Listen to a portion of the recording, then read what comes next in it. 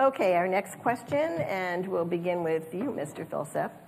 What is your position on the high-speed rail proposal? I thought I'd give an easier one and then the next one.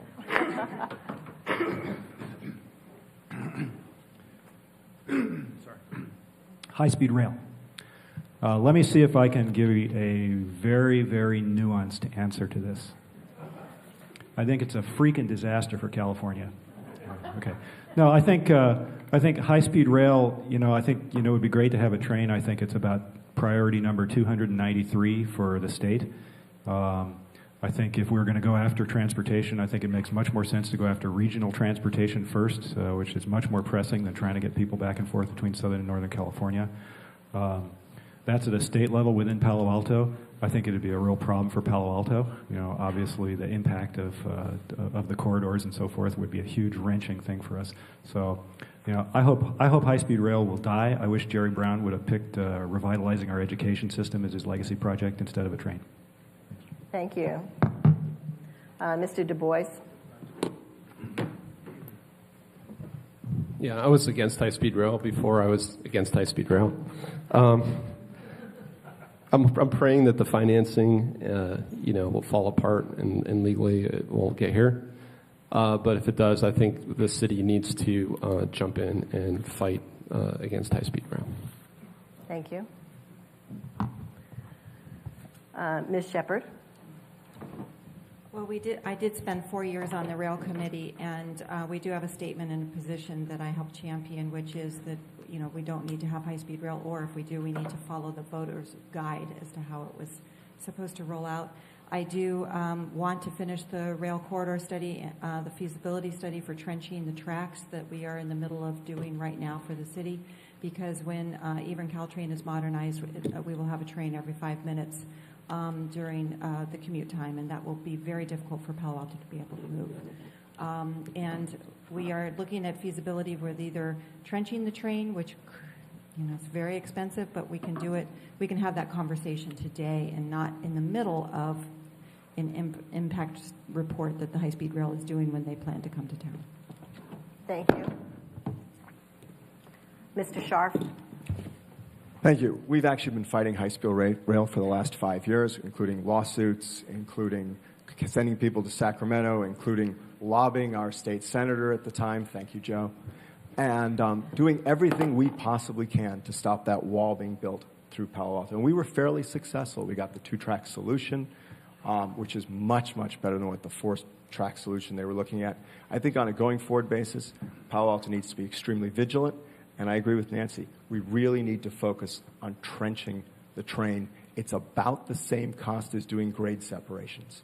What we have to do is on a regional basis, figure out how to get support for that, because other people will think that we just want something special for Palo Alto. So we need regional leadership from the council on this to figure out how we can get that trenching done as opposed to just grade separations, which could take lots of homes, cause huge disruption. And so I think this is a serious issue that Palo Alto needs to continue to be vigilant on. Thank you. Thank you. Mr. Weiss. What do I, Mark Weiss, think of high-speed rail? It's a little bit like asking the field mouse what he thinks of the herd of stampeding elephants. I ran for council in 2009 when this was more on the agenda, and we did have to deal with this. Initially, I supported it in principle. I happen to have known Quentin Kopp, and he was on the commission at the time, the head of it, and he said it was good, and I believed him for a minute. But it's also harking back to something about our comp plan. I want to know who sets the agenda in a democracy. A lot of these things seem predetermined. I'm not sure what our role is. I think, we fought back a little bit, a regional problem that we had our little say, but we're not that good at building small things like bike bridges and libraries. I'm not sure how we would build the high-speed rail these days. Also, 7,000 American dead in Iraq and Afghanistan. I would rather spend the billions and trillions on a high-speed rail and not that. Thank you. Ms. Holman.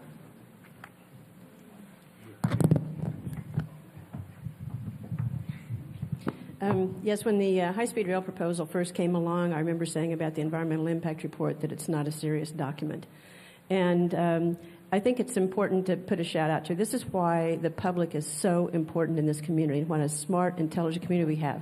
There are 4 women in this community that were part of the CARD, Californians Advocating for Responsible Railroad Design, who really saved the day for this town, this community, and really, I think, for the state, because they lobbied in Sacramento, and Joe's well familiar with this, on our behalf, and really pointed out so many numerous flaws, the business plan and all the flaws in it. Won't go on about all the things wrong with the high-speed rail plan and proposal that came forward, but they are numerous, and it's important to recognize citizen volunteers, especially to the extent that they were involved. I think we do. Excuse me. I think we do need to look at. Pardon me. At Caltrain and other solutions, and as has been said, above ground grade separation is just not feasible, is not workable, and trenching is a very expensive proposal, but we have to look at it. Thank you. Ms. Koo?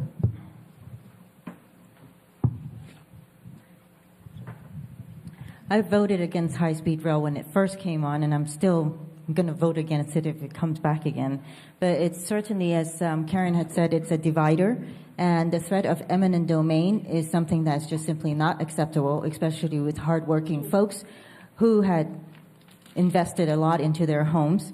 And again, this is another state and regional effort bringing on their wants and needs into a city that cannot sustain such a project. That's it. Thank you. Mr. Wolbach. Since I said something nice, or was forced to say some nice things about the current city council and Palo Alto earlier, I do want to actually offer a little bit of criticism. I don't think that lawsuits are the right way to deal with this. I wonder how much money Palo Altans want their elected bodies to spend on lawyers before it's necessary. However, the lobbying is very effective. I know from my day job, I've worked on the other side of city lobbying, Palo Altans lobbying their state, and that's very effective. Through that, we've gotten the assurances of Caltrain electrification and a blended system. We need to keep pushing to make sure we get the money from all the sources necessary in order to trench. Otherwise, high-speed rail should not go through the middle of Palo Alto, of course. But because of Caltrain electrification and modernization, which is going to happen, we need to do that trenching anyway. Thank you. Mr. Frederick? I agree about the environmental impact report. I read both the environmental impact reports on the Sand Hill Road, and I don't think the state environmental impact report for the high-speed rail is equal to that. I think what tells the tale is the movement from a 9-0 endorsement of high-speed rail to 9-0 opposition. What's the cause of that? Well, I think bait and switch. I think the plan we're getting is not the plan we voted for. They are charging too much. They're not completing the purpose of the plan. I support electrification, but I think that BART might be the better solution. Preserve the freight rail right-of-way, and then put BART all the way around the bay, and join with our neighbors in Menlo Park and Atherton to oppose the current project, because it does not fulfill the conditions of the initiative. Thank you. Mr. Johnston? I've had the pleasure of living in a couple of communities that have high-speed rail. And it's a wonderful thing where it works, but it is very intrusive. And I think that the idea of having high-speed rail come right through the middle of Palo Alto would just further divide this community. If it's going to be done, if it's something that we really end up being forced to do, I think we have to put it in a trench or even underground, so that we don't divide the community even further. Thank you. Mr. Reddy? So I came to California in 1977 when Governor Jerry Brown, they used to call him Governor Moonbeam. So the answer is no, absolutely not through Palo Alto. We have to fight all the way to the Supreme Court to get that done. We need to look at innovative way of transporting people. Again, I'm suggesting all the smart people in Stanford and near Elon Musk type people look at a different way to transport people. We've done this thing. We've done the trains, we've done bullet trains, we've done cars. So thank you. Thank you. And Mr. Douglas.